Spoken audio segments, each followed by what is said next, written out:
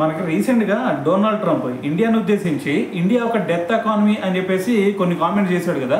అయితే ఇప్పుడు దీని అంతటా కూడా నరేంద్ర మోడీ గారు ఇప్పుడు ఒక బిగ్ కౌంటర్ ఇచ్చారనే చెప్పాలి. ఎందుకంటే ఇక్కడ నరేంద్ర మోడీ గారు అంటుంది ఏంటంటే, ప్రస్తుతం ఇండియా పరిస్థితి కనుక ఒక్కసారి చూసుకుంటే మరి మనం ఇప్పుడు మూడో అతిపెద్ద ఎకానమీగా ఎదిగేందుకు మనం దూసుకెళ్తా ఉన్నాము.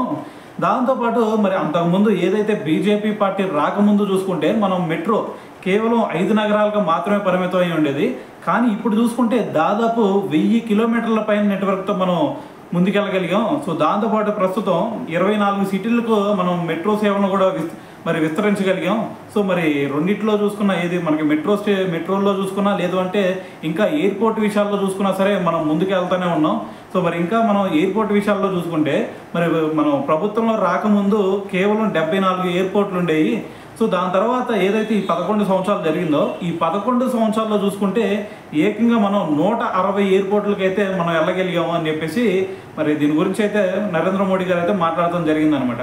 సో మరి దీని గురించి మరి మీరేమనుకుంటున్నారు అనేది కూడా తెలియాలి కదా. సో మరి ట్రంప్ వ్యాఖ్యల గురించి ఏమనుకుంటున్నారు అనేది కింద కామెంట్ చేసేయండి.